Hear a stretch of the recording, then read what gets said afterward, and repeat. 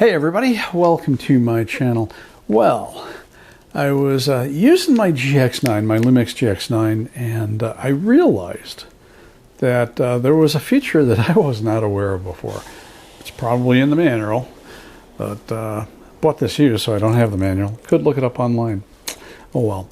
But it turns out, when you set this camera to manual focus, and the reason you might want to do that is because the DFD autofocus, if you're shooting video, not that great. It's not that great for continuous autofocus. I mean, it's kind of workable, but every once in a while, especially in video, you can have it get thrown out of focus while you're recording, and that's not such a good thing.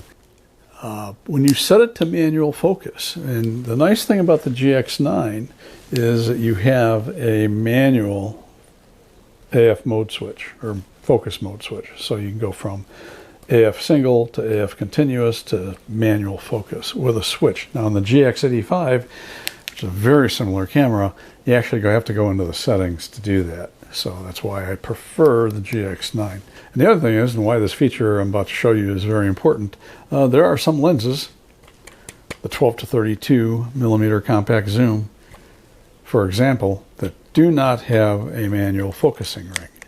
I guess Viltrox just came out with an AF lens for, is it L-mount? That has, it's got a knurled ring. It doesn't move. It's AF only.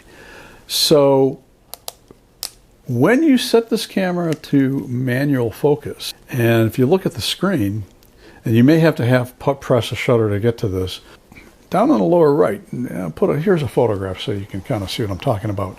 But down on the lower right, there's a little square that says AF on it. And if you hit that, you get autofocus. So when you hit AF, you have a focusing rectangle, and you'll see that focusing rectangle turn green, and it will autofocus whatever it's placed over, right? So if you need to set focus on something, and it doesn't matter whether the lens has a focusing ring or not, you can use autofocus to set your focus point, right? And then it very quickly reverts back to just being manual focus. So, you know, the autofocus isn't going to throw things off.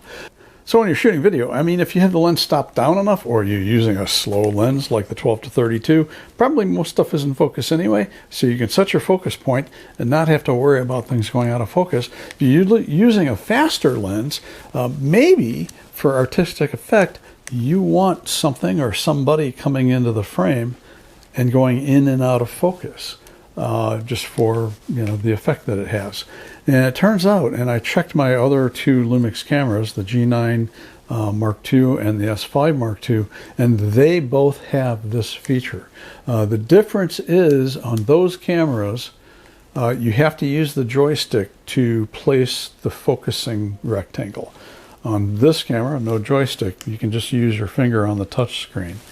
It doesn't matter. I mean, I'm used to using the joystick anyway to set the focusing point, so not a big deal.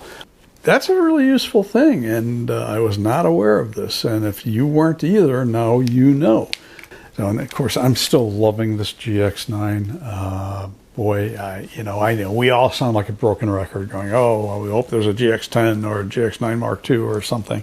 We'll see. You can always keep your fingers crossed.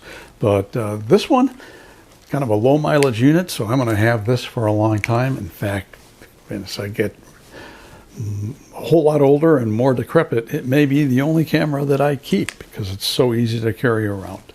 So if this was useful to you and interesting, hey, hit the thumbs up button. That's a big help to me. The other thing that you can do is subscribe. I also, and I don't talk about this a lot, I have a Buy Me a Coffee link down in the description.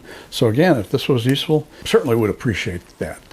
So that's it for today. I'm Todd Banner. I will see you in the next video.